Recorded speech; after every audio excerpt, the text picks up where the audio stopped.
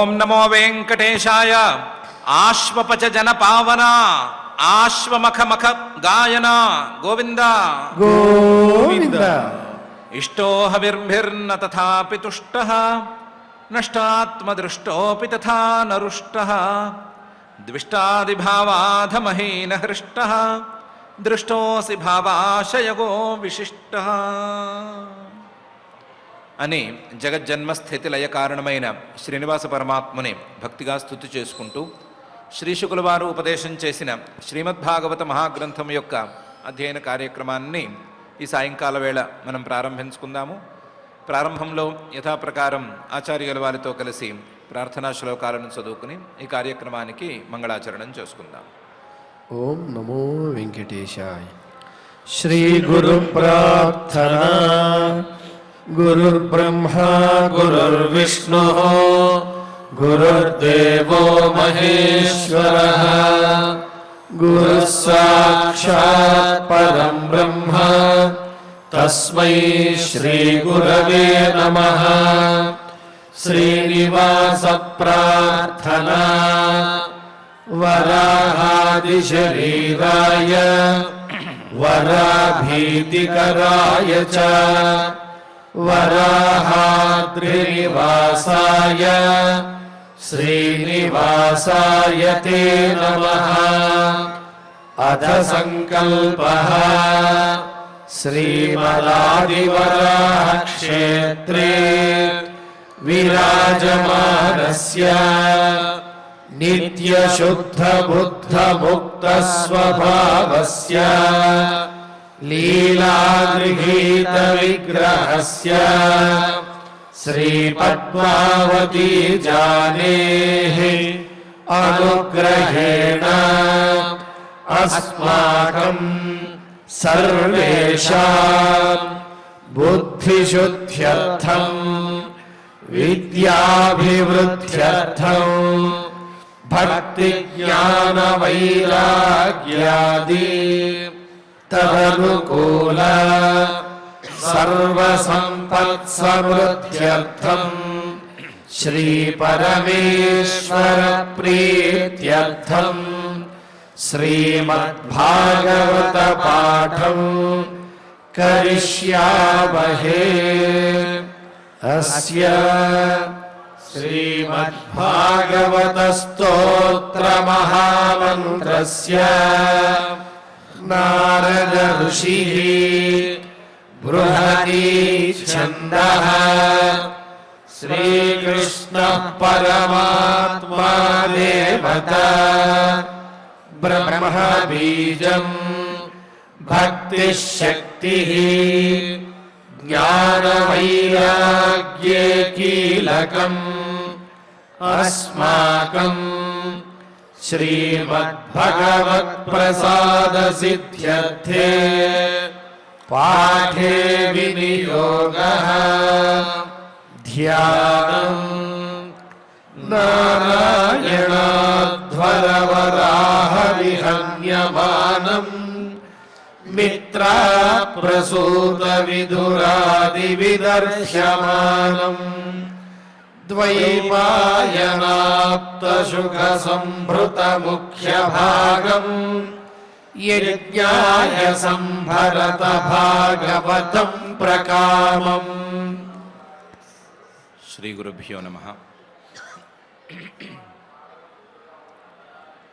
జయ విజయులు మహర్షులను అడ్డుకున్నారు. మహర్షులకి స్వల్పంగా కోపం వచ్చింది, శాపం పెట్టారు. శ్రీమన్మహావిష్ణువు బయటకు వచ్చాడు. ఈ లోపలే మహర్షులు చాలా బాధపడుతున్నారు, మేము తప్పు చేశామేమో అని. వచ్చిన శ్రీమన్మహావిష్ణువు మాత్రం మీరు తప్పేమీ చేయలేదు, నేను ఇవ్వవలసినటువంటి శిక్షనే, నేను వేయవలసినటువంటి దండననే మీరు కూడా వేశారు. మీరు చేసింది తప్పేమీ లేదు. వాస్తవానికి మీ పట్లే అపచారం జరిగింది. మీలాంటి మహానుభావులు వచ్చినప్పుడు అడ్డుకోవటం అనేది తగదు. అది తెలియక నా మనుషులే తప్పు చేశారు, నేను దానికి సారీ చెప్తున్నాను అని అన్నాడు. తద్వః ప్రసాదయామ్యద్య బ్రహ్మదైవం పరం హిమే తద్ధీత్యాత్మకృతం మన్యే యత్ స్వపుంభిరసత్కృతా అని అన్నాడు. నాకు మీరంటే చాలా గౌరవం. ఇలాంటి గౌరవనీయులైనటువంటి మిమ్మల్ని నా పరిచారకులు అడ్డుకోవటం అంటే నేనే అడ్డుకున్నట్లు. నా వారు చేసినటువంటి తప్పుకు నేను బాధ్యత వహిస్తున్నాను. మిమ్మల్ని ప్రసాదయామి, ప్రసన్నులను చేసుకుంటున్నాను అని అన్నాడు. అని పైన శ్రీమన్ మహావిష్ణువు అంటున్నాడు, నా మనుషులు, నా పరిచారకులు వీళ్ళిద్దరూ మీ పట్ల ఇలా అసౌకర్యంగా ప్రవర్తించటం అంటే నా పట్లే వాళ్ళు అనుచితంగా ప్రవర్తించినట్లు. వీళ్ళు మిమ్మల్ని అవమానించారు అంటే నన్నే అవమానించినట్లు. కాబట్టి వీళ్ళు చేసినటువంటి తప్పు సామాన్యమైనదేమీ కాదు అని. యన్నామాని చ గృహ్ణాతి లోకే భృత్యే కృతాగసి సోసాధువాదస్తత్కీర్తిం హంతి త్వచమివామయః అని ఈ సందర్భంలో పరమాత్మ ఒక న్యాయాన్ని అంటే లౌకిక న్యాయాన్ని కూడా ఉదహరించి చూపిస్తున్నాడు. లోకంలో ఎవరైనా సరే భృత్యే కృతాగసి, ఎవరి తాలూకు మనుషులైనా ఎవరి పరిచారకులైనా సరే తప్పు చేసినట్లయితే ఆ పరిచారకుల్ని, తప్పు చేసిన వాళ్ళని ప్రత్యేకించి పేరు పెట్టి పిలవడు. ఆ పరిచారకుల్ని కాక ఈ పరిచారకుల యొక్క స్వామి అయినటువంటి యజమానిని గురించి చెప్తాడు. ఆయన పేరెత్తుతాడు, ఫలానా వాడి పరిచారకులు అని చెప్తాడు. అలా చెప్పే సందర్భంలో ఏ యజమాని పేర్లైతే ఈ సామాన్య మానవుడు ఎత్తుతాడో, యన్నామాని చ గృహ్ణాతి లోకః భృత్యే కృతాగసి, ఇలా ఫలానా వారి పరిచారకులు, ఫలానా వారి మనుషులు, ఫలానా వారి పరిజనం ఇలాంటి తప్పులు చేస్తున్నారు అని ఏ వ్యక్తి పేరైతే బయటకు వస్తుందో ఆ వ్యక్తికి ఆ అపకీర్తి అనేది అంటి తీరుతుంది. సహా అసాధువాద, ఆ అపకీర్తి అతనిదే, యజమానిదే ఆ అపకీర్తి. సహా అసాధువాద తత్కీర్తిం హంతి. ఈ అపకీర్తి అనేది, ఈ అసాధువాదం అనేది ఆ యజమానికి ఇంతవరకు ఏమైనా కాస్తంత మంచి పేరు ఉండే మాట అయితే ఆ మంచి పేరును కాస్త మింగేస్తుంది, ఆ మంచి పేరును తుడిచిపెట్టేస్తుంది. సోసాధువాద తత్కీర్తిం అంతి. దానికి ఉదాహరణగా త్వచం ఇవ ఆమయ అని చెప్పుకోవచ్చు. చర్మం మీద వచ్చినటువంటి ఆమయ చర్మరోగం, నేను చర్మం మీద వచ్చాను కదా అని చెప్పి చర్మాన్ని ఏమీ నిలవనివ్వదు, చర్మాన్ని తినేస్తూ ఉంటుంది. ఆ రోగం క్రమక్రమంగా పాకుతూ ఉంటుంది, కానీ ఏదో కొంత తిన్నాను కదా అని మింగి ఊరుకోదు. మొత్తం చర్మం మొత్తానికి ఈ రోగం పాకటానికే ప్రయత్నం చేస్తుంది, మొత్తం చర్మం మొత్తాన్ని తినేయటానికే ప్రయత్నం చేస్తుంది. దానికి స్టాపేజ్ అనేది ఎక్కడా ఉండదు. త్వచం ఇవ ఆమయ. అలాగే అపకీర్తి అనబడేటువంటి ఈ రోగం, చర్మరోగం లాంటి రోగం, ఆ అపకీర్తి ఉండేటువంటి మనిషిని ఆశ్రయించుకుని ఆ మనిషికి ఉండేటువంటి చర్మం లాంటి కీర్తిని మొత్తాన్ని తినేస్తుంది, మొత్తాన్ని తుడిచిపెట్టేస్తుంది, కనీసం మిగలనివ్వదు. చేసిన తప్పు చిన్నదే కదా అని ఎవరు అనుకోరు. తప్పు గురించే మళ్ళీ మళ్ళీ మళ్ళీ మళ్ళీ మాట్లాడుకుంటూనే ఉంటారు. అతను చేసినటువంటి మంచి పనులన్నిటినీ మర్చిపోయే పరిస్థితికి వచ్చేస్తారు. లోకాన్ని ఇందులో నిందించడమేమీ లేదు, తప్పు చేసిన వారిని నిందించడమే ఇందులో ఉంది. తప్పు చేసిన వారిని భరించేటువంటి యజమానులను నిందించటమే ఇందులో ఉంది అని పరమాత్మే అంటున్నాడు. యన్నామాని చ గృహ్ణాతి లోకో భృత్యే కృతాగసి సోసాధువాదస్తత్కీర్తిం హంతి త్వచమివామయ అనే ఈ శ్లోకంలో. కాబట్టి ఈ క్షణంలో నేను గనక నా పరిజనాన్ని వెనకేసుకొచ్చే మాట అయితే, వీళ్ళు తప్పు చేయలేదు, తప్పు చేసింది మీరే అని పొరపాటున నేనేమైనా అంటే నాకుండేటువంటి కీర్తి కూడా తుడిచిపెట్టుకుపోతుంది. అంతే తప్ప వాళ్ళు చేసింది ఒప్పు మాత్రం అయిపోదు. వాళ్ళు చేసింది ముమ్మాటికి తప్పే, ఆ తప్పును నేను సమర్థించడానికి వీల్లేదు అని పరమాత్మ ఈ శ్లోకంలో స్పష్టంగా చెప్తున్నాడు. పోనివయ్యా, లోక అన్నావు, లోకంలో ఉండే సామాన్య జనానికి ఈ న్యాయాలన్నీ వర్తిస్తాయి కానీ లోకేశ్వరుడివి నువ్వు, లోకంలో అందరికంటే గొప్పవాడివి, నీకు ఇలాంటివేమీ వర్తించవు. అవిచ్ఛిన్నమైనటువంటి అవిహతమైనటువంటి అధికారం ఉన్నవాడివి నువ్వు, నీకేం వర్తిస్తాయి? నువ్వు కాకంటే కాకి, కుక్కంటే కుక్క, అలాంటి సామర్థ్యం నీకుంది కదా. కాబట్టి ఒకవేళ జయ విజయులు తప్పు చేయలేదు, ఒప్పు చేశారు అని నువ్వంటే అదే కరెక్టు. లేదా సనకాది మహర్షులే తప్పు చేశారు, వాళ్లే వెయిట్ చేసి ఉండవలసింది, వాళ్లే అపాయింట్మెంట్ తీసుకుని రావాల్సింది అని అంటే అదే కరెక్ట్ అయిపోతుంది. ఇందులోకి ఇంత పెద్ద న్యాయం ఎందుకు? నీ వారు చేసినటువంటి తప్పును నీ నెత్తి మీద నువ్వెందుకు వేసుకోవటము అని ఎవరైనా అడుగుతారు. అలా అడిగేందుకు ఛాన్సే లేదు అని పరమాత్మ కొంచెం ఆవేశంతో అంటున్నాడు. యస్యామృతామల యశ్రవణావగాహ సద్య పునాతి జగదాశ్వపచాద్వికుంఠ సోహం భవద్భ్య ఉపలబ్ధ సుతీర్థ కీర్తి ఛింద్యాం స్వబాహుమపి వః ప్రతికూల వృత్తిం అని. మీరు నా గురించి చాలా తక్కువ చెప్పారు, లోకేశ్వరుడు లోకంలో అందరికంటే పైన ఉన్నవాడు అని తక్కువ చెప్పారు. నా గురించి నేను చెప్పుకుంటున్నాను వినండి. యస్యామలామృత యశ్రవణావగాహ సద్య పునాతి జగత్ ఆశ్వపచాత్. నా కీర్తి ఎలాంటి కీర్తి అంటే అమలమైన నిర్మలమైనటువంటి కీర్తి. నా కీర్తిలో చిన్న మత్స కూడా లేదు. నా కీర్తి అనేది మిగతా వాళ్ళ కీర్తిలాగా ఎక్కడికో ఒక చోటికి ఆగిపోయేటువంటి కీర్తి కూడా కాదు, అమృతమైనటువంటి కీర్తి. ఈ సృష్టి ఉన్నా లేకపోయినా సరే నా కీర్తి మాత్రం వ్యాపించి ఉంటూనే ఉంటుంది. అలాంటి అమృతమైన అమలమైన కీర్తి నాది. యస్యామృతామల యశః, నా కీర్తి శ్రవణావగాహ, ఎవరి చెవుల్లోకి చేరితే వాళ్ళని పూర్తిగా పావనం చేసేస్తుంది. శ్రవణావగాహ, ఎవరి చెవుల్లోనైనా సరే ఈ కీర్తి చేరే మాట అయితే పునాతి వాళ్ళని పావనం చేస్తుంది. పావనం చేయటంలో కూడా ఆలస్యమేం చేయదు. సద్య పునాతి, సద్య అప్పటికప్పుడు వాళ్ళను పవిత్రం చేసేస్తుంది. నా కీర్తిని గురించి ఎవరైనా సరే చెవిన ఒక్కసారి వేసుకుంటే సరే వాళ్ళు పవిత్రమైపోయినట్లే అన్న స్థాయిలో నా కీర్తి యొక్క నైర్మల్యం అనేది ఉంది. ఇది ఒకరికో ఇద్దరికో సంబంధించింది కాదు. జగత్, ఈ మొత్తం సృష్టిలో ఎవరున్నా సరే, సృష్టి మొత్తం విన్నా సరే వారందరినీ కూడా నా కీర్తి అనేది పవిత్రం చేస్తుంది.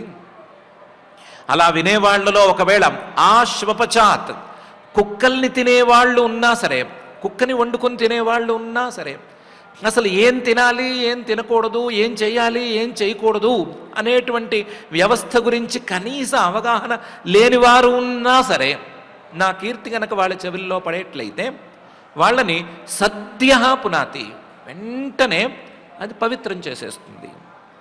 సద్య పునాతి జగత్ ఆశ్వపచాత్. ఇలాంటి కీర్తి ఉండే నా పేరు వికుంఠ. నా కీర్తి ఉండేటువంటి పేరు వికుంఠ అనే పేరు. నాకు ఎక్కడ గతిలో అవరోధం, అడ్డగింపు అనేది లేదు. కుంఠ అనే మాట లేనే లేదు. నా జ్ఞానంలో కానీ, నా గతిలో కానీ, నా వ్యాప్తిలో కానీ, నా కీర్తిలో కానీ ఎక్కడ అడ్డం అనేది లేదు. అలాంటి వాడిని నేను చెప్తున్నాను. సోహం భవద్భ్య ఉపలబ్ధ కీర్తి.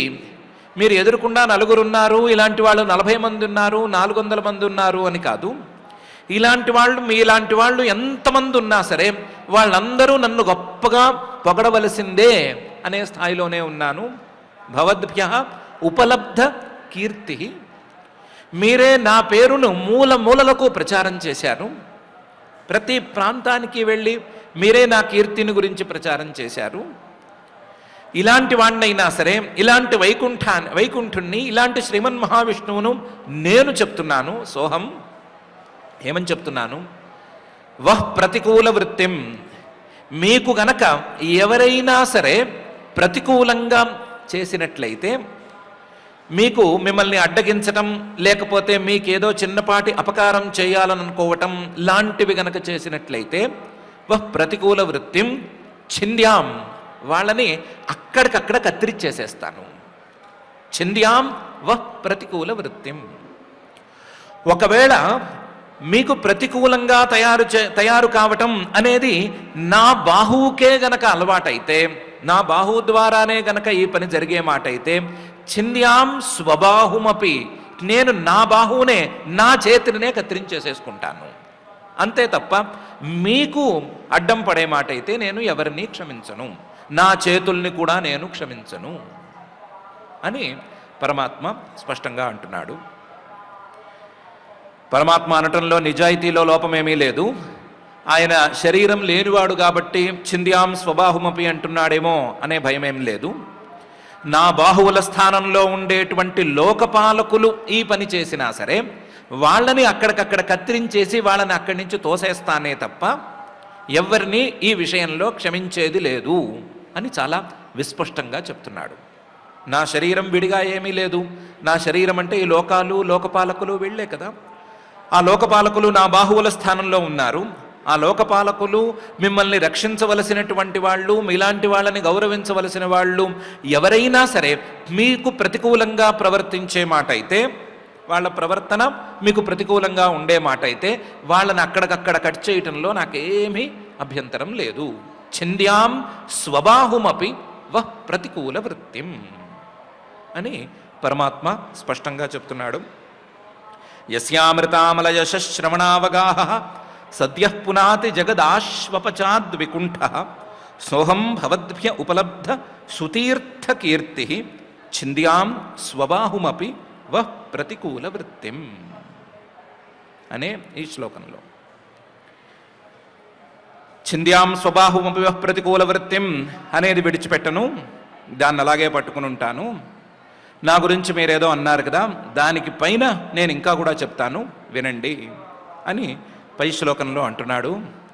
యత్సేవయా చరణపద్మ పవిత్ర రేణుం సద్యః క్షతాఖిలమలం ప్రతిలబ్ధశీలం నశ్రీర్విరక్తమపి మాం విజహాతి యస్యాః ప్రేక్షాలవార్థ ఇతరే నియమాన్ వహంతి అని.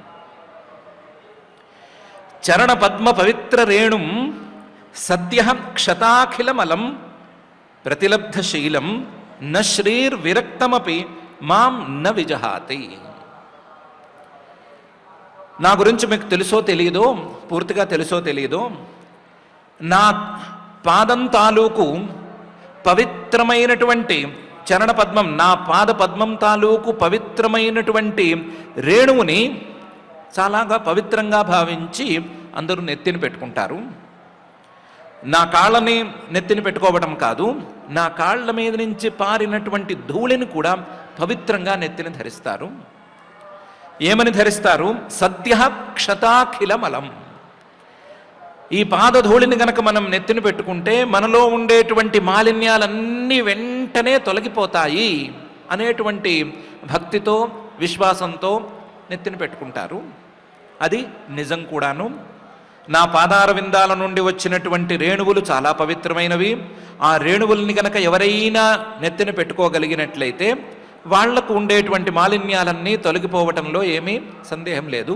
సద్యః క్షత అఖిల మలం. ఇలాంటి ప్రతిలబ్ధశీలం, ఇలాంటి వాణ్ణి నన్ను, నాకు వాస్తవానికి ఏ విషయం మీద రాగం అనేది లేనే లేదు.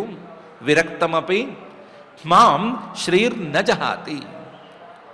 నాకు వైరాగ్యం ఉన్నా సరే, నాకు ఆ లక్ష్మి అనేది కావాలి అనే భావన లేకపోయినా, ఇంకా చెప్పుకోవాలంటే వద్దు అని ఉన్నా సరే, ఆ లక్ష్మి నన్ను విడవకుండా కూడా ఉంటుంది. న శ్రీహి విరక్తమపి మాం నజహాతి. నేను ఎంత వైరాగ్యంగా ఉన్నా సరే, నాకేం రాగం లేదు అని ఎప్పటికప్పుడు చూపిస్తూ ఉన్నా సరే, ఆ లక్ష్మీదేవి నన్ను అంటుపెట్టుకునే ఉంటుంది. నన్ను విడిచిపెట్టడానికి, ఒక్క క్షణం విడిచిపెట్టడానికి కూడా ఉత్సాహపడట్లేదు. అలాంటి లక్ష్మీదేవినే అంటకట్టుకుని ఉన్నటువంటి వాడిని నేను. లక్ష్మీదేవి అంటిపెట్టుకుని ఉండాలి అనుకునే స్థాయిలో ఉన్నవాడిని నేను. ఇలాంటి వాడిని నేను చెప్తున్నాను. ఇలాంటి లక్ష్మీదేవినే లెక్క చేయనటువంటి నేను ఆ స్థాయి ఐశ్వర్యం ఉన్నటువంటి నేను చెప్తున్నాను.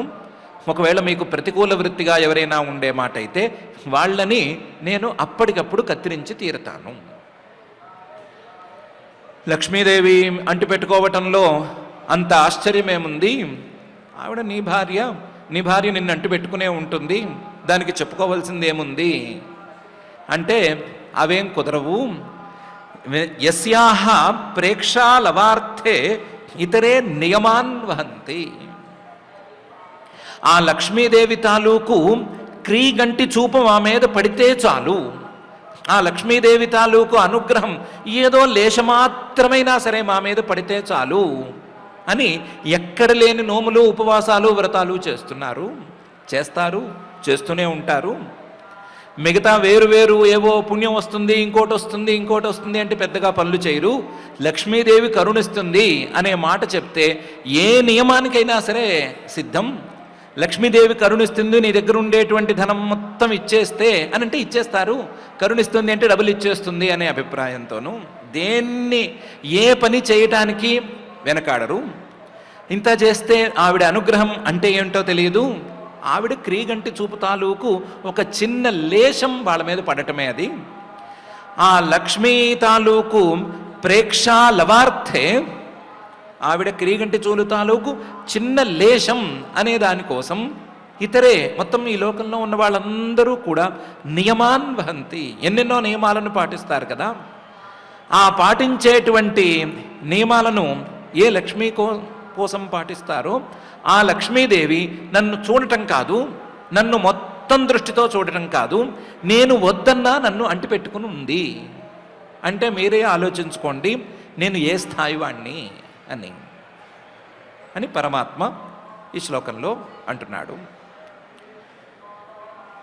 నాకు ఇంతటి బలం అనేది ఎక్కడి నుంచి వచ్చింది, నా యొక్క స్వభావంలో ఇంత బలం అనేది ఎక్కడి నుంచి వచ్చింది అని అడగండి.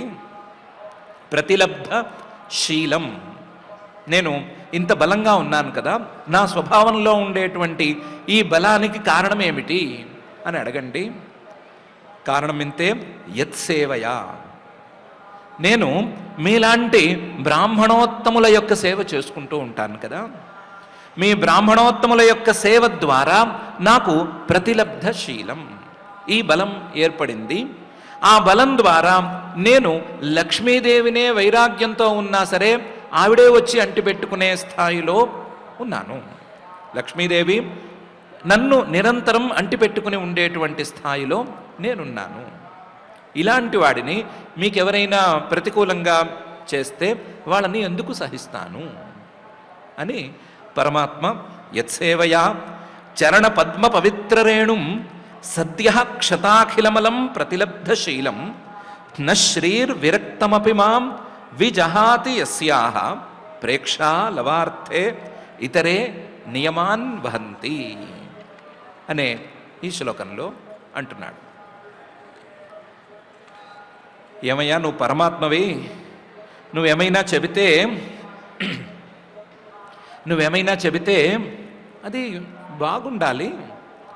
నువ్వే సర్వసమర్థుడివి అనుకుని మేమందరం దండం పెడుతుంటే నువ్వేదో ఎవరినో నేను సేవించుకుంటాను, ఎవరికో నేను చాలా వినయంగా ఉంటాను అని చెప్తుంటే ఏదో కాస్తంత అతిశయోక్తి అన్నట్లుండే తప్ప పూర్తిగా నమ్మేట్లుగా లేదు అని ఎవరైనా అంటారేమో అని పరమాత్మే ఇంకా బలంగా పై శ్లోకంలో అంటున్నాడు. నాహం తథాద్మి యజమాన హవిర్వితానే శ్చ్యోతద్ఘృత ప్లుతముదన్ అదన్ హుతభుంముఖేన యద్బ్రాహ్మణస్య ముఖతశ్చరతోనుఘాసం తుష్టస్య మయ్యవహితైర్నిజకర్మపాకై అని ఏం మాట్లాడుతున్నారు? నాకుండేటువంటి బ్రాహ్మణ భక్తి గురించి మీకేం తెలుసు? నేనే చెప్తాను వినండి. నాహం తథాత్మి యజమాన హవిహి వితానే. వితానే చాలా విస్తృతంగా నడుస్తున్నటువంటి యజ్ఞంలో కూడా ఆ యజమానుడు, యజ్ఞం చేసేటువంటి యజమానుడు హవిస్సు అంటే ఏదో ఒక ద్రవ్యాన్ని ఇస్తూ ఉంటే ఏదో ఒక ద్రవ్యాన్ని మంత్రపూర్వకంగానూ విధిపూర్వకంగానూ ఇస్తూ ఉంటే ఆ ద్రవ్యం అనేది శ్యోతద్ఘృతప్లుతం, నేతిలో ముంచి వాళ్ళు సమర్పించుకుంటారు. నేతిలో ముంచి ఉంటారు కాబట్టి ఆ ద్రవ్యం నుండి నెయ్యి కారిపోతూ ఉన్నట్లుగా ఉంటుంది. అంత నెయ్యి పోస్తారు దాంట్లో. అంటే అంత శ్రద్ధగా క్వాలిటీ అనేది మెయింటైన్ చేస్తారు. విధిపూర్వకంగా చేస్తారు, మంత్రపూర్వకంగా చేస్తారు. మంత్రపూర్వకంగా నాకు సమర్పించుకుంటారు. సమర్పించుకున్నా సరే నాహం తథా అద్మి,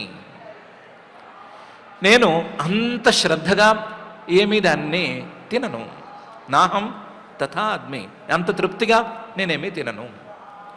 అందులో లోపమేమీ లేదు. అది మంత్రపూర్వకంగానే ఉంది, విధిపూర్వకంగానే ఉంది. అన్నిటికంటే ముఖ్యంగా హుతభుంగ్ ముఖేన, అగ్నిముఖంగా నన్ను చేరింది. నన్ను చేరటానికి ఉండేటువంటి ఎన్నెన్నో దారులలో అగ్ని అనేటువంటి దారి ప్రధానమైన దారి కదా. ఆ అగ్ని అనేటువంటి ముఖంలో మంత్రపూర్వకంగా విధిపూర్వకంగా విస్తృతమైనటువంటి యజ్ఞ విధానంలో యజమానుడు నెయ్యి కారుతూ ఉండగా శ్రద్ధగా మంచి క్వాలిటీని మెయింటైన్ చేసి నాకు హవిస్సును సమర్పించినా సరే నాహం తథా అద్మి, నేనంత తృప్తిగా ఏమీ తినను. నేను తృప్తిగా తినాలి అంటే యద్ బ్రాహ్మణస్య ముఖతః చరతః అనుఘాసం అనే తీరులో ఉండాలి. బ్రాహ్మడికి కూర్చోపెట్టి ఆ బ్రాహ్మడికి ఇష్టమైనటువంటివి ఏమైనా వస్తువులను తయారు చేసి ఆ వండినటువంటి పదార్థాలు లేదా అతనికి ఇష్టమైన పదార్థాలు ముందు పెట్టి అతన్ని తినిపిస్తూ ఉంటే అతను ముద్దకి లేదా ముక్కకి చాలా బాగుంది చాలా బాగుంది అనుకుని తింటూ ఉంటాడు కదా. యద్ బ్రాహ్మణస్య ముఖతః చరతో అనుఘాసం, నోటితో కూడా బాగుంది బాగుంది ముక్క బాగుంది, ఈ పండు ముక్క బాగుంది, లేదా ఈ స్వీట్ బాగుంది, ఈ హాట్ బాగుంది అంటూ తింటూ ఉంటాడు కదా. ఆ తినేటప్పుడు నేను చాలా తృప్తిగా తింటాను. నాకున్న ముఖాల్లో బ్రాహ్మణ ముఖం అనేటువంటిది కూడా ఒక ముఖం ఉంది. అగ్ని అనేది ఎలాగైతే ముఖమో అలాగే బ్రాహ్మణ ముఖం కూడా నాకు ముఖమే. ఆ ముఖం ద్వారా వచ్చినప్పుడు నేను చాలా తృప్తిగా తింటాను. నాహం తథాద్మి యజమాన హవిర్వితానే శ్యోతద్ఘృతప్లుతమదన్ హుతభుంగ్ ముఖేన యద్ బ్రాహ్మణస్య ముఖతశ్చరతః అనుఘాసం అని పరమాత్మే ఈ శ్లోకంలోని 3 భాగాల్లో స్పష్టంగా అంటున్నాడు. ఒక చిన్న రామాయణంలో పిడకల వేట లాంటి ప్రశ్న ఉంది. ఈ శ్లోకాలు ఎవరైనా బ్రాహ్మలు రాసుకుని ఇక్కడ ఫిక్స్ చేసి ఉంటారు, పరమాత్మ మాట్లాడినట్లుగా ఇక్కడ ఫిక్స్ చేసి ఉంటారు. ఉన్నట్టుండి బ్రాహ్మల గురించి పరమాత్మ ఎందుకు ఇంత ఎక్కువగా చెప్తాడు? ఏదో మహర్షులు వచ్చారు, వాళ్ళని ఏదో స్వామి సర్ది చెప్తున్నాడు అంటే సరిపోయేదానికి ఇంత హడావిడి అనేదేమీ అవకాశం ఉన్నట్లు కనిపించటం లేదు కదా అని అనిపించవచ్చు. దానికి అలాంటి సందేహం రాకుండానే పరమాత్మ తుష్టస్య మయి అవహితైర్ నిజ కర్మ పాకై అనేటువంటి చివరి పాదంలో చిన్నపాటి సమాధానం చెప్పేస్తున్నాడు. బ్రాహ్మలు అంటే అందరూ అని కాకపోవచ్చు. ఎవరైతే మై అవహితైర్ నిజ కర్మపాకై తుష్ట, వారు చేసుకోవలసినటువంటి పనులను చేసుకుంటూ వారి కర్మాచరణ చేసుకుంటూ ఆ కర్మాచరణ తాలూకు ఫలితాలన్నీ నాకు సమర్పించేసుకుంటూ నాకు సమర్పించుకోవటం ద్వారా తుష్టి చెందుతారో, చేయవలసిన కర్మలన్నీ సక్రమంగా చేయటం, చేసే పనులన్నీ కూడా పరమాత్మకే చెందాలి అని అనుకోవటం, వాటి ఫలితాల మీద ఆకాంక్ష లేకపోవటం అనే దాన్ని ఎవరైతే పాటిస్తారో, అలా పాటించడం ద్వారా చాలా సంతోషంగా ఎవరైతే ఉంటారో అలాంటి వాళ్ళ ముఖం ద్వారా వచ్చిన దాన్ని మాత్రం నేను గట్టిగా జుర్రుకుంటాను అని 4వ భాగంలో ప్రత్యేకించి చెప్తున్నాడు. తుష్టస్య మై అవహితైర్ నిజ కర్మపాకై అనే భాగంలో. సో కొంచెం టాప్ ఎండ్ వాళ్ళ గురించి చెప్తున్నారు కాబట్టి ఎవరో రాసి పెట్టారు అనేందుకు పెద్దగా ఆస్కారం లేదు.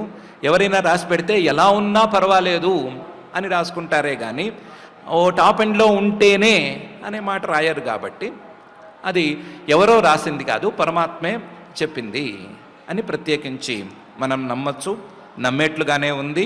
నమ్మేట్లుగానే ఉండేటువంటి ఈ శ్లోకంలో నాహం తథాద్మి యజమాన హవిర్వితానే శ్యోతద్ ఘృత ప్లుత మదన్ హుతభుంగ్ ముఖేన యద్బ్రాహ్మణస్య ముఖతశ్చరతోనుఘాసం తుష్టస్య మై యవహితైర్నిజ కర్మపాకై అనేటువంటి అక్షరాలు కలిగిన శ్లోకంలో పరమాత్మ నేను చాలా బ్రాహ్మణ ప్రీతి కలిగిన వాడిని అనే విషయాన్ని ప్రత్యేకించి చెప్తున్నాడు.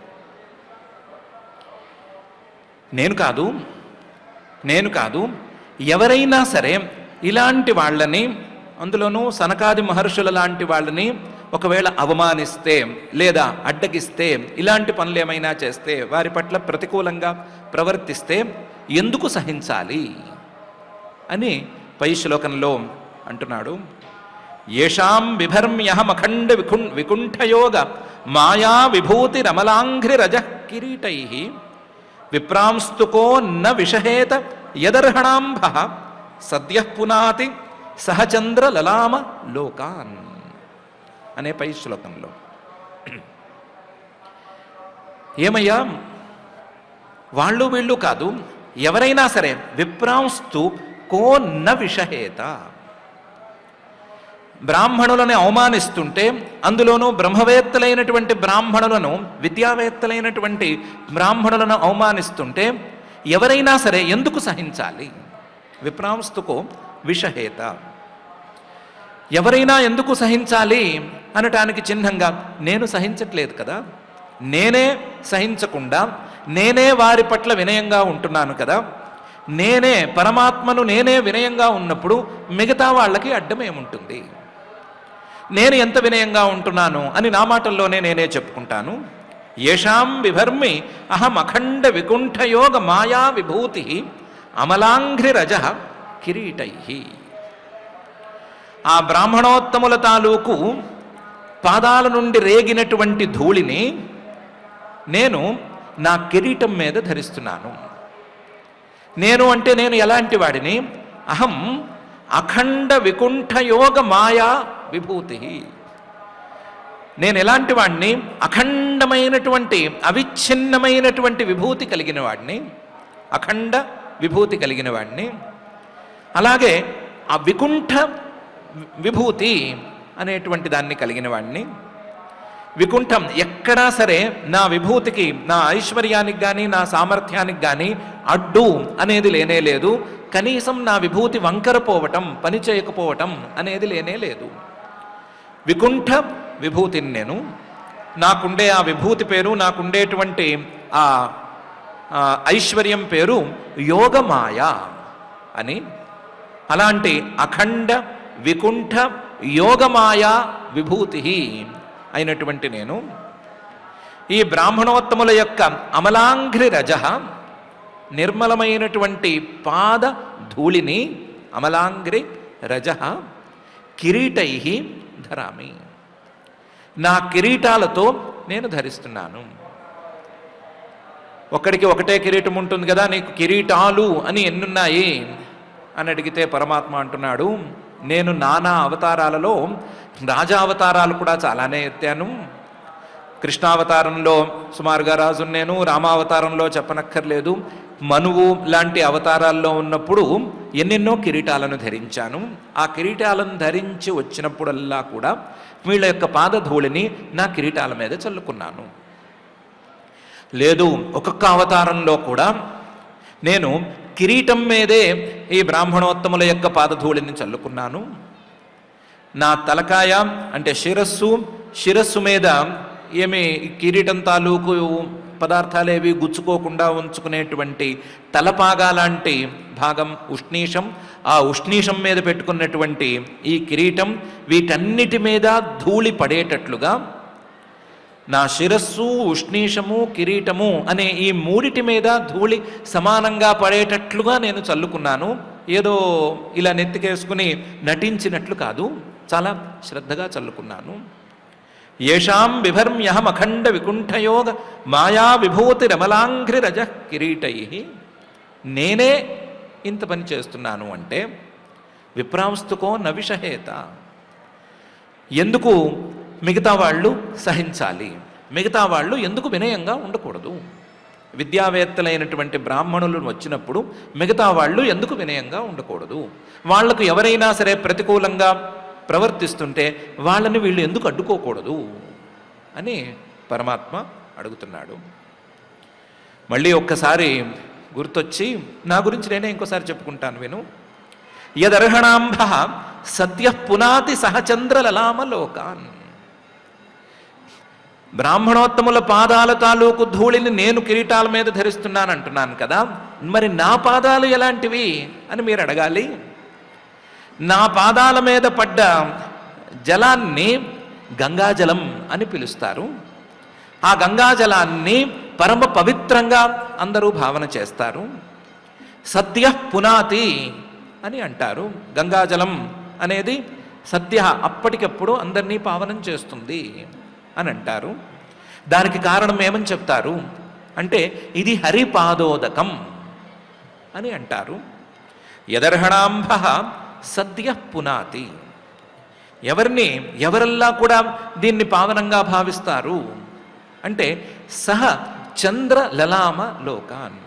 చంద్రుణ్ణి నెత్తిన పెట్టుకున్నటువంటి పరమేశ్వరుడు అంతటి వాడే ఈ హరిపాదోదకం అనే దాన్ని నెత్తిన ధరించాడు కదా. నా పాదోదకాన్ని పరమేశ్వరుడు అంతటి వాడే నెత్తిన ధరిస్తున్నాడు. నా పాదోదకానికి నా పాదానికి అంత విలువ ఉంది. అలాంటి వాడిని నేను చెప్తున్నాను. నేను బ్రాహ్మణోత్తముల తాలూకు పాదధూళిని నెత్తిన పెట్టుకుంటున్నాను, నా కిరీటాల మీద ధరిస్తున్నాను అని చెప్పుకున్న తర్వాత మిగతా వాళ్ళకి ఇంతకంటే ఎక్కువ ఉండే ఛాన్సు ఏముంది? నాకంటే పెద్దవాళ్ళు, నాకంటే గొప్పవాళ్ళు ఇందులో ఎవరైనా ఉన్నారా అని పరమాత్మే స్పష్టంగా అంటున్నాడు. ఏషాం బిభర్మ్యహమఖండ వికుంఠయోగ మాయా విభూతి రమలాంఘ్రి రజ కిరీటై విప్రాంస్తుకో న విషహేత యదర్హణాంభ సద్య పునాతి సహచంద్ర లలామలోకాన్ అనే ఈ శ్లోకంలో. ఇవన్నీ కాదు, సందర్భం వచ్చింది కాబట్టి చెప్తున్నాను, అందరూ వినవలసిన ప్రధానమైన విషయాన్ని చెప్తున్నాను అని పై శ్లోకంలో పరమాత్మ ఒక మాట అంటున్నాడు. ఏమే తనూర్ద్విజవరాన్ దుహతీర్మదీయా భూతాన్యలబ్ధ శరణాని చ భేద బుద్ధ్యా ద్రక్ష్యంత్యఘక్షత దృశో హ్యహి మన్యవస్తాన్ గృధ్నా రుషా మమ కుశంత్యధి దండనేతు అని. నాకు ఎన్నెన్నో శరీరాలున్నాయి. వాస్తవానికి ఏ శరీరము లేనటువంటి నిర్గుణుణ్ణి నేను. కానీ నాకు ఉండటానికి యోగమాయా ప్రభావంతో వచ్చినటువంటి శరీరాలు చాలానే ఉన్నాయి. ఆ చాలానే ఉండేటువంటి శరీరాల్లో 3 ప్రధానమైన శరీరాలు ఉన్నాయి.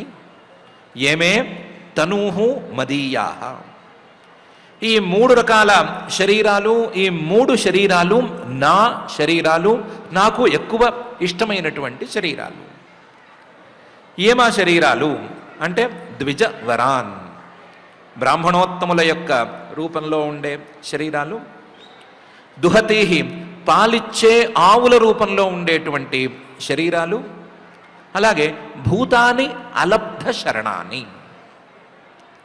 ఆశ్రయం లేక లేదా రక్షణ లేక విలవిల్లాడుతున్నటువంటి, ప్రాణ సంకటంతోనో లేదా కష్టంతోనో విలవిల్లాడుతున్నటువంటి ప్రాణుల శరీరాలు. ఈ 3 నా యొక్క ప్రధానమైనటువంటి శరీరాలు. బ్రాహ్మణోత్తముల శరీరాలు ఎలా ఉన్నా, పాలిచ్చేటువంటి ఆవుల శరీరాలు పాలిచ్చినా ఇవ్వకపోయినా, అలాగే కష్టంలో ఉండేటువంటి ప్రాణుల తాలూకు శరీరాలు. ఆ సందర్భంలో ఏ శరీరమైనా సరే ఈ 3 రకాల శరీరాలను కూడా ఎవరైనా పొరపాటున భేద బుద్ధ్యా, ఇవేవో పిచ్చి శరీరాలు, ఇదేదో గుటుక్కుమనవలసిన ప్రాణం, మనం ముట్టుకున్నా ముట్టుకోకపోయినా, మనం రక్షించకపోయినా గుటుక్కుమంటుంది అని. కానీ ఆవు అంటే ఇదేముంది, మిగతా 4 కాళ్ళ జంతువు లాంటి జంతువే. పాలు ఇవ్వటం అంటే గేదె ఇస్తుంది, గాడిద ఇస్తుంది, అవే ఇస్తుందా అనే ఉద్దేశంతో, బ్రాహ్మణోత్తములు అంటే కాళ్ళు చేతులు అందరికీ సమానం కదా, రక్తం తీస్తే అందరిది ఎర్రగానే ఉంటుంది కదా, రక్తం కలిపేస్తే ఏమైనా ఒక రక్తం విడిగా ఇంకోటి రక్తం ఆకుపచ్చగా ఏం కనిపించదు కదా.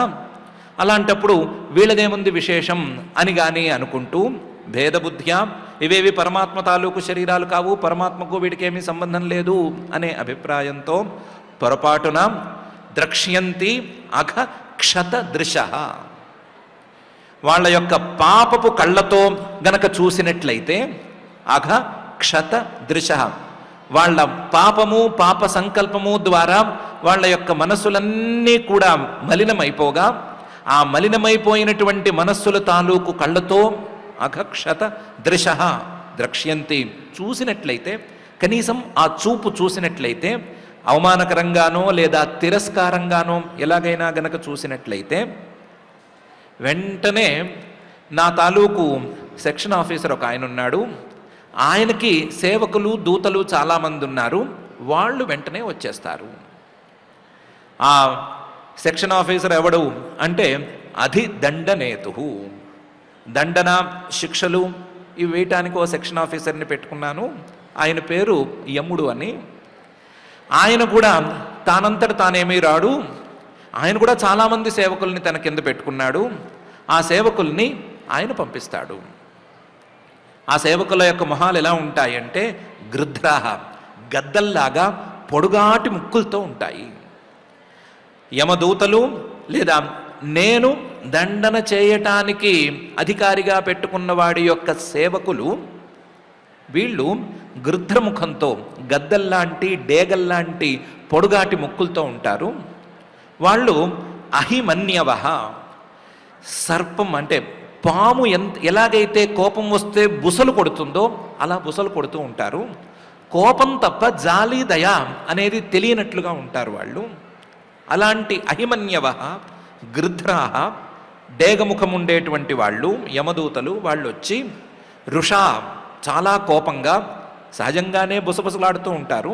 అలాంటి వాళ్ళు ఇంకా కూడా కోపంగా మమ కుషంతి, వాళ్ళని ముక్కులతో పొడిచి హింసిస్తారు, వాళ్ళని అంత తీవ్రంగా హింసిస్తారు. వీళ్ళు మేమేదో చూశాం కదా, కేవలం దృష్టులు మా కళ్ళతో మేము చూసినందుకు ఇంత శిక్ష అని అడిగే లోపలే వీళ్ళ పని వీళ్ళు చేసుకుంటూ పోతారు. వీళ్ళ పని దగ్గర ఎవరు ఆపటానికి ఏమీ లేదు, వాళ్ళు వస్తారు పొడుచుకుంటూ పోతూనే ఉంటారు. అలాంటి తీవ్రమైనటువంటి శిక్ష ఈ తప్పుకి ఉంటుంది. కేవలం తప్పుగా చూస్తేనే ఈ స్థాయిలో దండన ఉండే మాట అయితే, తప్పు చేస్తే ఏ స్థాయిలో దండన ఉంటుందో వేరే చెప్పనక్కర్లేదు.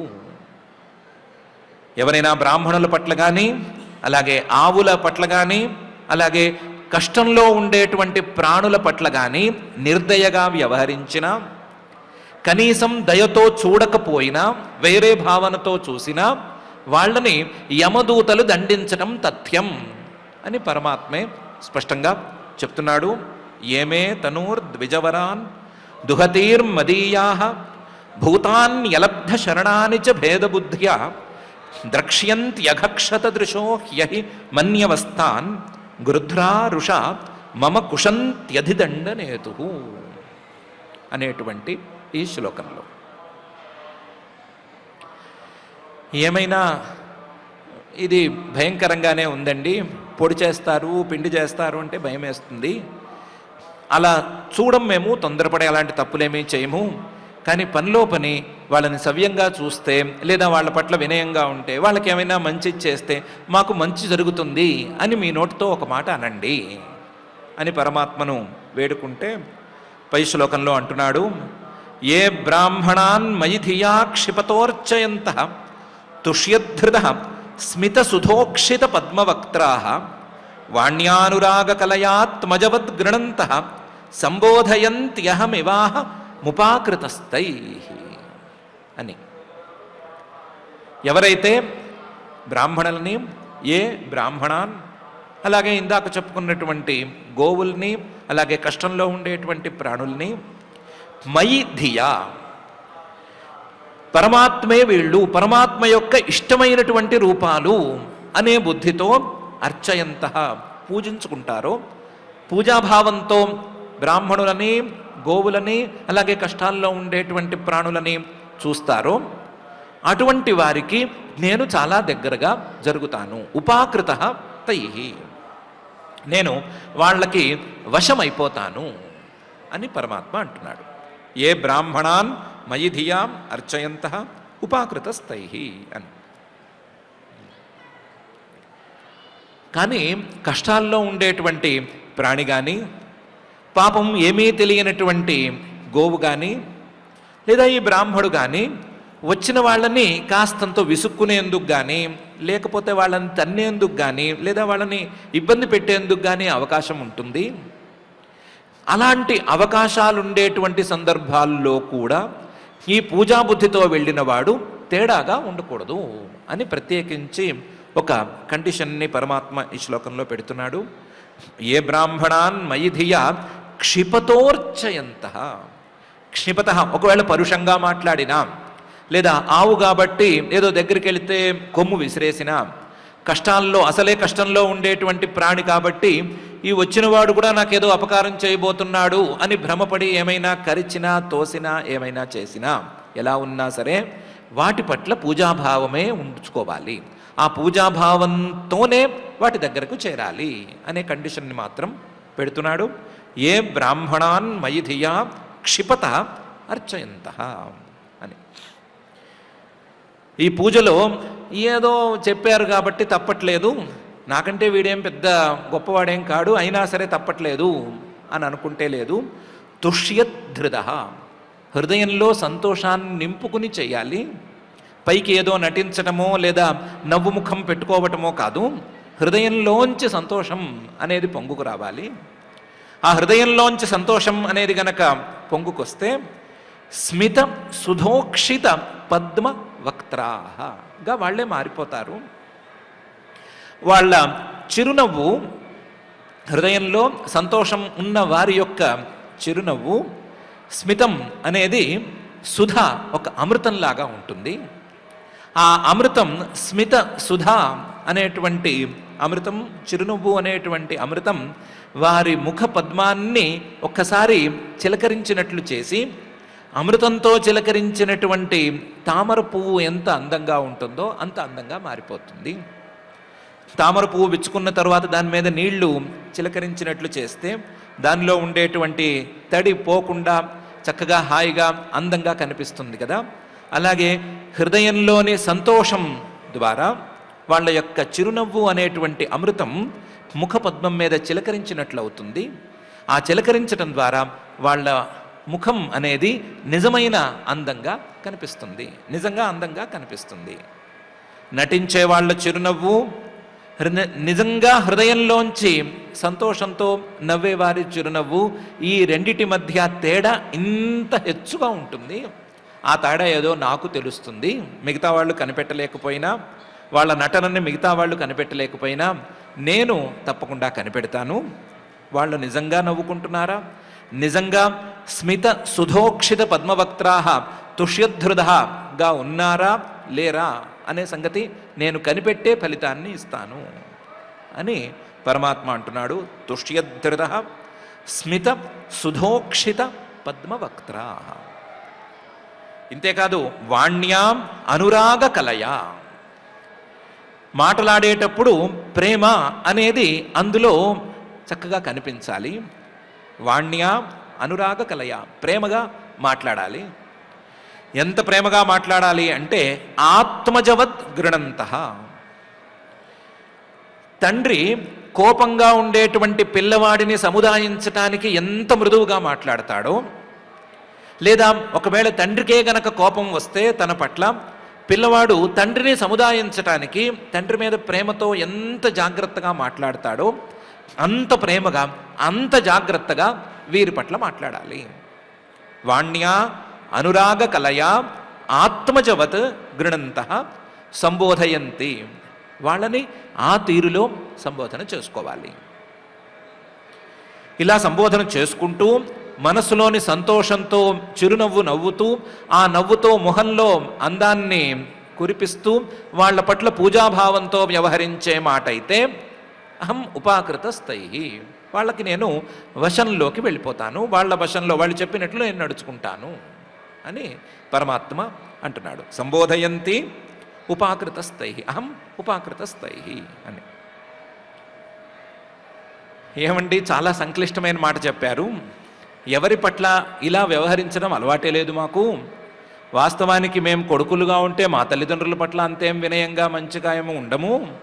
మేము పిల్లల పట్ల అలా ఉండటం కూడా ఎప్పుడూ గుర్తున్నట్టు కూడా లేదు. ఎవరితోనో ఇంత మంచిగా ఏదో మధురంగా మాట్లాడడం అని కానీ, అందంగా సంతోషంగా నవ్వటం అని కానీ ఇలాంటివి పెద్దగా అలవాటు ఉన్నట్లు మాకే అనిపించటం లేదు. మేమే కాదు, మా చుట్టుపక్కల వాళ్ళు కూడా ఎవరు చేసినట్లు లేదు. ఇది ఎవరి వల్ల సాధ్యమయ్యేటట్లు లేదు. అలాంటప్పుడు ఎవరూ చేయలేని పని ఎందుకు చెప్తున్నారు అని అడిగితే పరమాత్మ అంటున్నాడు, ఎవరూ చేయలేని పని అనే మాట అనద్దు, నేనే చేశాను. అహమివ, నేనే ఇంత పని చేశాను. ఎప్పుడు చేశాను అంటే భృగు మహర్షి అని ఒక ఆయన ఉన్నాడు. ఆయన వచ్చి ఏమిటో ఉన్నట్టుండి విసవిస లోపలికి వచ్చి లోపల లక్ష్మీదేవి నా కాళ్ళు ఒత్తుతూ ఉంటే నా హృదయం మీద తన్నేశాడు. హృదయం మీద తన్నేశాడు. ఆయన లోపలికి రావటము, హృదయం మీద తన్నటము చూస్తే పాపం లక్ష్మీదేవికే కోపం వచ్చింది.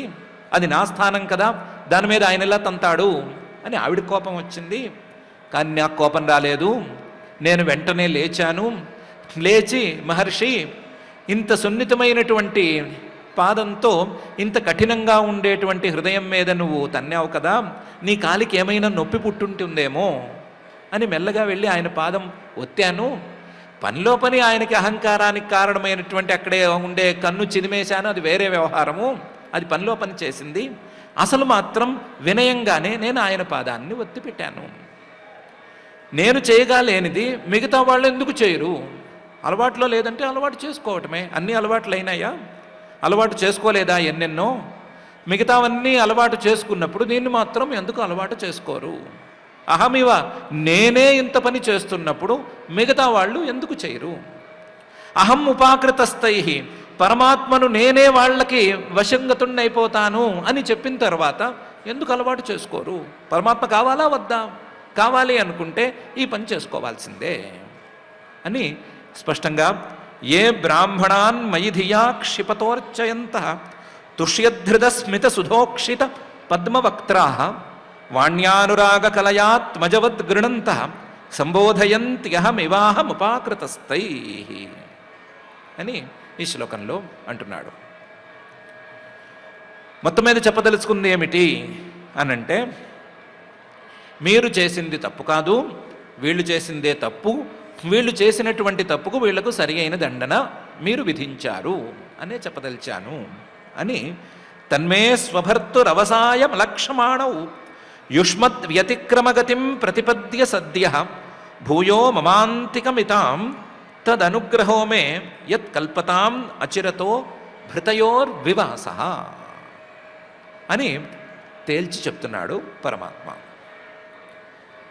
అయా తన్మే స్వభర్తురవసాయమలక్షమాణౌ, ఈ జయ విజయులు ఇద్దరూ నాకు పరిచారకులు. ఎలాంటి పరిచారకులు? అతి దగ్గరగా ఉండేటువంటి 7వ ద్వారంలో ఉండేటువంటి పరిచారకులు, చాలా సన్నిహితులు.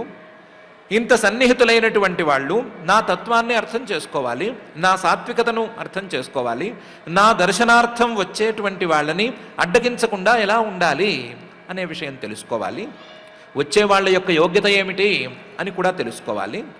అలా గనక తెలుసుకోకపోయినట్లయితే వాళ్ళు నా అభిప్రాయాన్ని అర్థం చేసుకోలేదు అనే అర్థం. తన్మే స్వభర్తురవసాయం అలక్షమాణౌ, వీళ్ళు నా అభిప్రాయాన్ని అర్థం చేసుకోలేదు, నేనేమిటి అని వీళ్ళకు తెలియలేదు. కాబట్టి యుష్మత్ వ్యతిక్రమ గతిం ప్రతిపద్య సద్య, వీళ్ళు మిమ్మల్ని అడ్డుకున్నారు, అడ్డుకున్నందుకు ఫలితాన్ని కూడా వెంటనే అందుకున్నారు. యుష్మద్ వ్యతిక్రమం, మిమ్మల్ని అడ్డుకోవటం, దానికి గతి, ఈ మీలాంటి వాళ్ళని అడ్డుకుంటే వచ్చేటువంటి ఫలితం, దీన్ని వెంటనే అందుకున్నారు. సింపుల్గా చెప్పుకోవాలంటే నేరము శిక్ష అనేది పక్కపక్కనే జరిగిపోయినాయి. యుష్మద్ వ్యతిక్రమ గతిం ప్రతిపద్య సద్య, వెంటనే అందుకుని ఆ శాపానికి తగ్గట్లుగా వాళ్ళు ఆయా జన్మలను పొందవలసే ఉంటుంది. కాకపోతే భూయ మమాంతికమితాం, వాళ్ళు ఆ శాపంలో ఎన్ని జన్మలను పొందాలని మీరు అన్నారో అన్ని జన్మలని పొందవలసిందే. పొంది తర్వాత కావాలంటే నా దగ్గరికి రావచ్చు, నా దగ్గరికి రావటానికి వాళ్లకు అవకాశం ఉంటుంది. భూయ మమ అంతికం ఇతాం.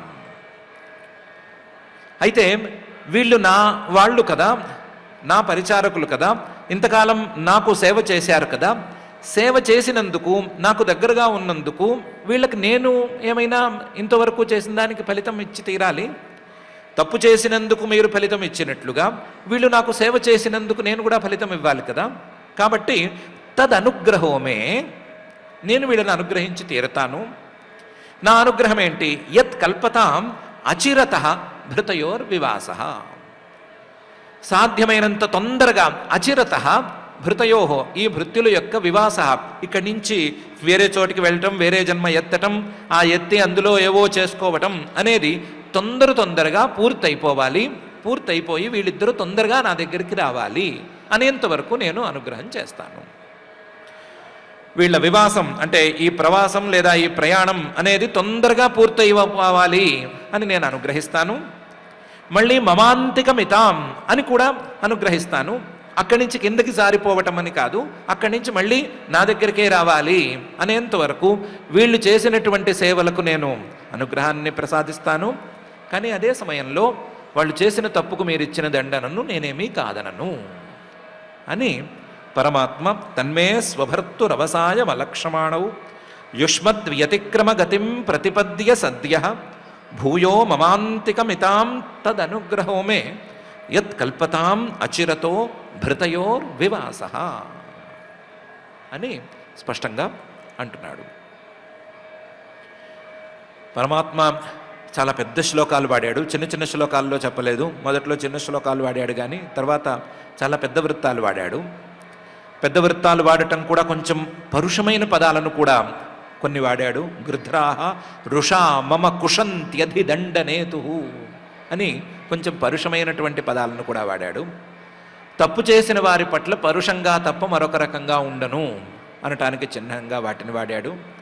తప్పు చేయకుండా మంచిగా ఉండే మాట అయితే ఆ ఫలితం ఈ ఫలితం కాదు, ఉపాకృతస్థై అహం ఉపాకృతస్థై, నేను వాళ్ళ వశంలో ఉంటాను అని చివరి ఫలితాన్ని కూడా తేల్చి చెప్తున్నాడు. కాబట్టి మనం బ్రాహ్మణుల పట్ల కానీ, ఆవుల గోవుల పట్ల కానీ, లేకపోతే కష్టాల్లో ఉండేటువంటి ప్రాణుల పట్ల కానీ, అలాగే పరమాత్మ రూపాలుగా మనం భావించేటువంటి ఇతర రూపాల పట్ల కానీ పరుషంగా కానీ, కఠినంగా కానీ, లేదా అవినయంగా కానీ ప్రవర్తించుకునేటువంటి సాహసం చేసుకోవద్దు. వాళ్ళని గౌరవించి కనీసం వాళ్ళని దయతో కానీ గౌరవంతో కానీ చూసైనా సరే మనం పరమాత్మను అనుగ్రహింపచేసుకునే, పరమాత్మను ప్రసన్నం చేసుకునేటువంటి ప్రయత్నం చేద్దాం. ఆ ప్రయత్నంలో మనల్ని ముందుకు నడిపించమని, మన కీర్తిని కూడా ఆ పరమాత్మ కీర్తిలాగా నిర్మలంగా మార్చమని, మనందరినీ కూడా ఆ పరమాత్మ తాలూకు పాదాల సన్నిధికి చేర్చమని ఆ పరమాత్మనే, జగజ్జన్మ స్థితి లయ కారణమైనటువంటి శ్రీనివాస పరమాత్మనే భక్తిగా ప్రార్థించుకుందాం. ఇక పారాయణ కార్యక్రమాన్ని ప్రారంభించుకుందాం. ఈరోజు తృతీయ స్కంధంలో 16వ అధ్యాయంలో శ్లోకాలను ప్రారంభం నుంచి మనం పారాయణ చేసుకుందాం. అథ శ్రీమద్భాగవతే పారమహంస్యాం సంహితాయాం తృతీయ స్కంధే షోడశాధ్యాయే శ్లోకాః బ్రహ్మోవాచ ఇతి తద్గృణతాం తేషాం మునీనాం యోగధర్మిణాం ప్రతినంద్య జగాదేదం వికుంఠనిలయో విభుః శ్రీభగవానువాచ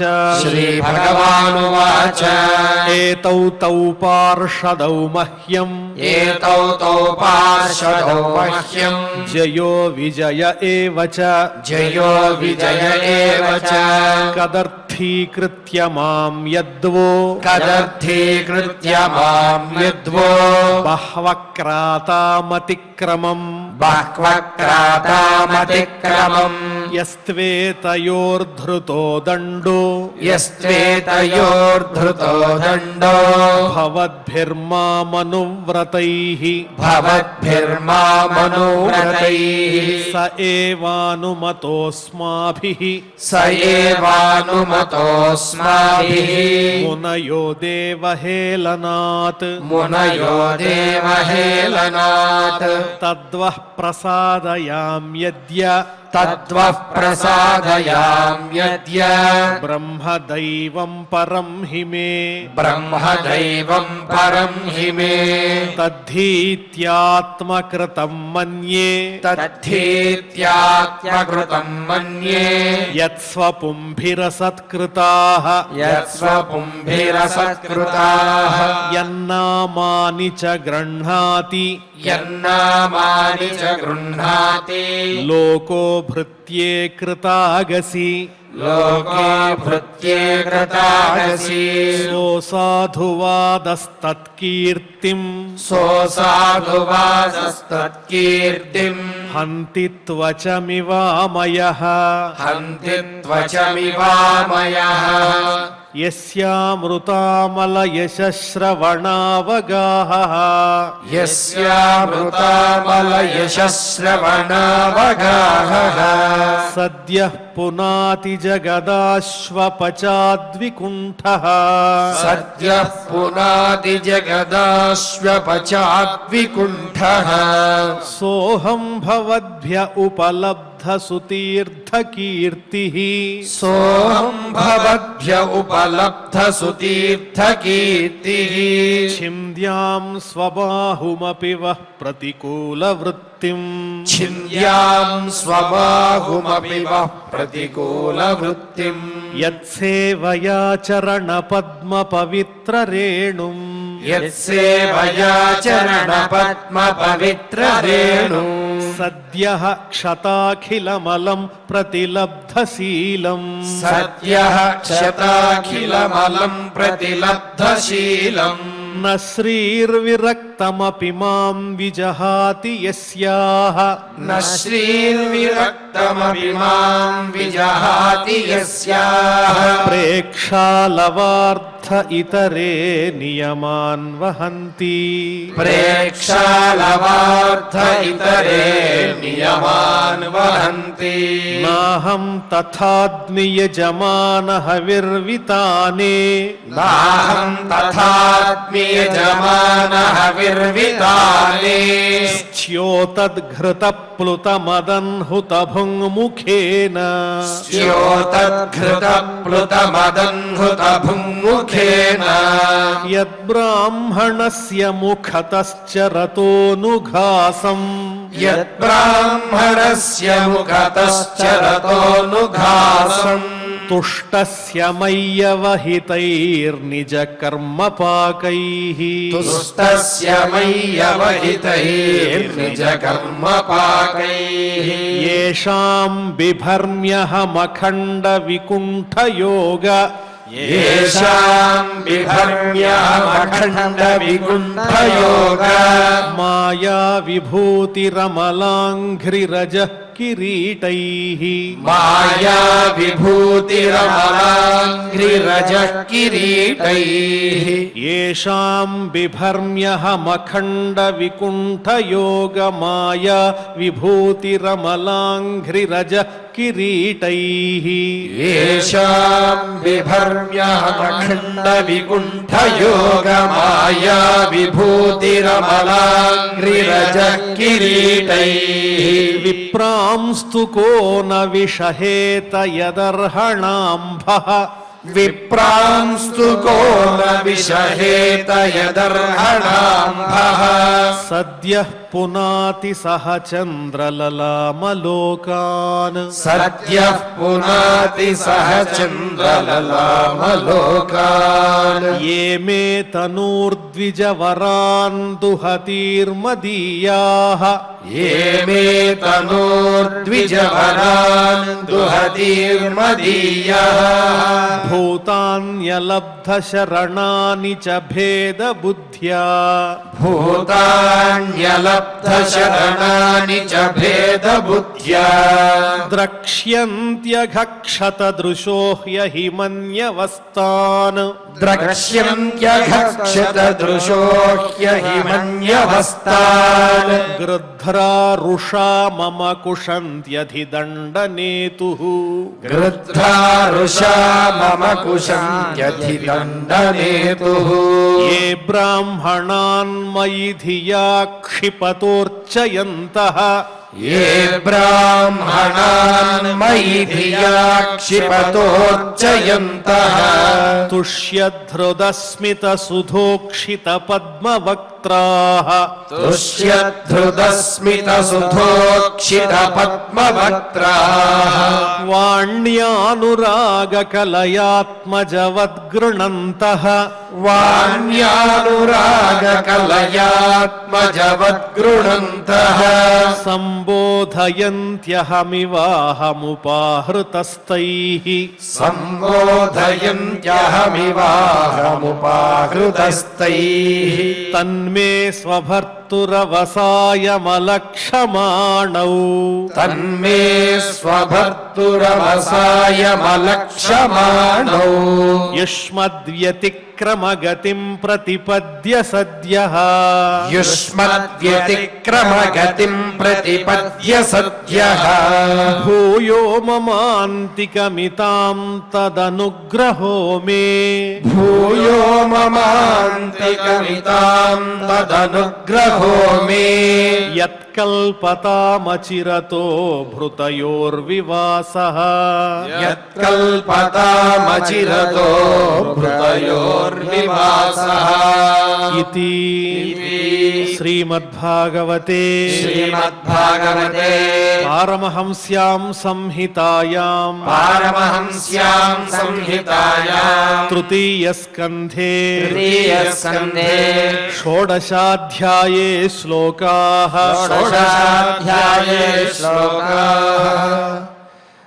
ధరణీసురోత్తముల్ బహువిధంబులతమ్ముపరాభవించినన్ దరహసితాశ్చులై అతిముదంబున నిచ్చలు పూజసేయుచున్ సరసవచో విలాసముల సన్నుదిసేయుచు తండ్రి నాత్మజుల్ పరమనురక్తి పిల్చుగతిగై కొని పిలిచిన వారు నా సముల్ అని పరమాత్మ చెప్పినటువంటి ఆ బ్రహ్మజ్ఞానుల యొక్క విప్రోత్తముల యొక్క ప్రశంస వారి యొక్క వైభవాన్ని శ్రీమద్ భాగవత అమృత రసాస్వాదంలో భాగంగా మనం ఇంతవరకు ఆచార్యముఖంగా ఆలకించాం.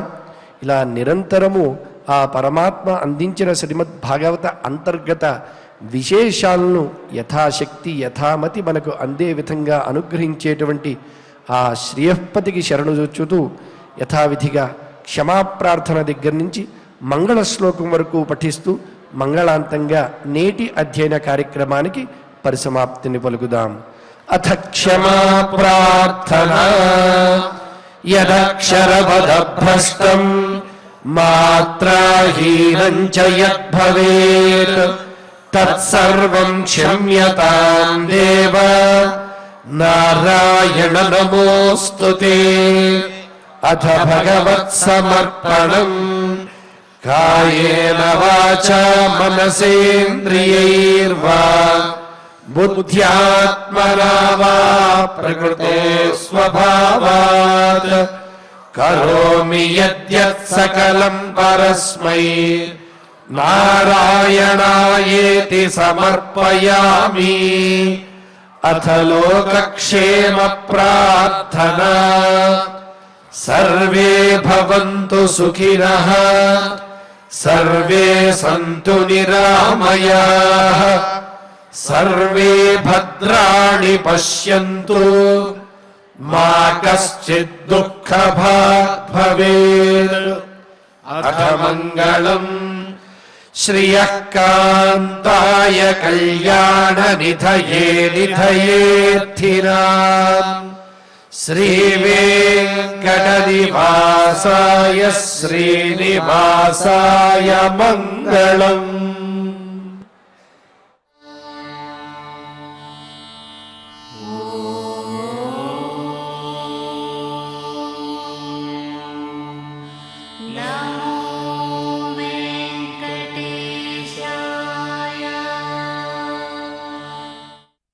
ॐ